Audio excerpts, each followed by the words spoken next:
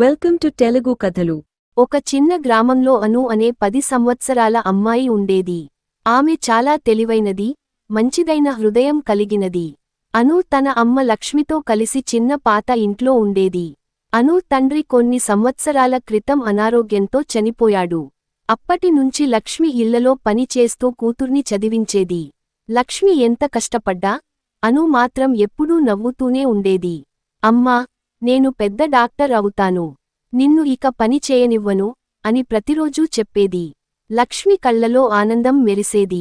నువ్వు సంతోషంగా ఉంటే చాలు అమ్మా అని ప్రేమగా తల నిమిరేది. ఒకరోజు స్కూల్లో ఫీజులు కట్టాలని చెప్పారు. అందరూ పిల్లలు మరుసటి రోజు డబ్బులు తీసుకొచ్చారు. కాని అను దగ్గర మాత్రం ఒక్క రూపాయి కూడా లేదు. ఆ సాయంత్రం ఇంటికి వచ్చి మెల్లిగా అడిగింది, అమ్మా, స్కూల్ ఫీజు కట్టాలి. లక్ష్మి కాసేపు మౌనంగా నిలిచిపోయింది. ఆ రోజు చేసిన పనికి కూడా ఆమెకు డబ్బులు రాలేదు. రేపటికి చూస్తాను అమ్మా అని నవ్వినట్టు నటించింది. కాని ఆ రాత్రి అను నిద్రలేచి చూసేసరికి తన అమ్మ మూలలో కూర్చుని నిశ్శబ్దంగా ఏడుస్తోంది. నా కూతురు చదువు ఆగిపోతుందేమో దేవుడా అని కన్నీళ్లు పెట్టుకుంది. అది చూసిన అను గుండె బరువెక్కింది. మరుసటి రోజు స్కూల్కి వెళ్లకుండా గ్రామంలో చిన్న చిన్న పనులు చేయడం మొదలుపెట్టింది. కొందరి ఇళ్ల ముందు ఊడ్చింది, కొందరికి నీళ్లు తీసుకొచ్చింది. రోజు చివరికి కొద్దిగా డబ్బు సంపాదించింది. ఆ డబ్బును చేతిలో పట్టుకుని ఆనందంగా ఇంటికి పరుగెత్తింది. అమ్మా, చూడు, నేను ఫీజు కోసం డబ్బులు తెచ్చాను అని చిరునవ్వుతో చెప్పింది. అది చూసిన లక్ష్మి ఒక్కసారిగా కళ్లలో నీళ్లు తెచ్చుకుంది. ఇంత చిన్న వయసులో నీకు ఈ కష్టం రావాలా అమ్మా అంటూ అనూని గట్టిగా హత్తుకుంది. కొన్ని రోజుల తర్వాత లక్ష్మికి తీవ్రమైన జ్వరం వచ్చింది. పని చేయలేని పరిస్థితి. మందులు కొనడానికి కూడా డబ్బులు లేవు. అను చాలా భయపడిపోయింది. ఆమె తనకు ఎంతో ఇష్టమైన చిన్న బొమ్మను తీసుకుని మార్కెట్కి వెళ్ళింది. అది ఆమె తండ్రి చివరిసారి కొనిచ్చిన బహుమతి.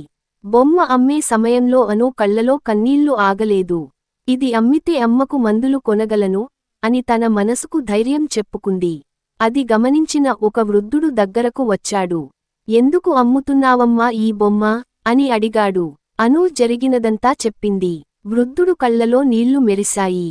ఆయన వెంటనే మందులు కొనిపించి కొంత డబ్బు కూడా ఇచ్చాడు. నీ అమ్మను బాగా చూసుకోమ్మా, నీ ప్రేమ చాలా గొప్పది అన్నాడు. కొన్ని రోజుల తర్వాత లక్ష్మి కోలుకుంది. ఒక రోజు స్కూల్లో టీచర్ అమ్మ ప్రేమ గురించి వ్యాసం రాయమన్నారు. అందరూ సాధారణంగా రాశారు. కాని అను రాసిన వ్యాసం చదివి టీచర్ కన్నీళ్లు పెట్టుకున్నారు. అందులో అను ఇలా రాసింది, నా అమ్మ నాకు అన్నీ. ఆమె ఆకలిగా ఉన్నా నాకు భోజనం పెడుతుంది. ఆమె అలసిపోయినా నాకు నవ్వుతుంది. దేవుడు నాకు కనిపించలేదు, కాని నా అమ్మ రూపంలో ప్రతిరోజూ నన్ను కాపాడుతున్నాడు. ఆ వ్యాసం జిల్లా స్థాయిలో మొదటి బహుమతి గెలుచుకుంది.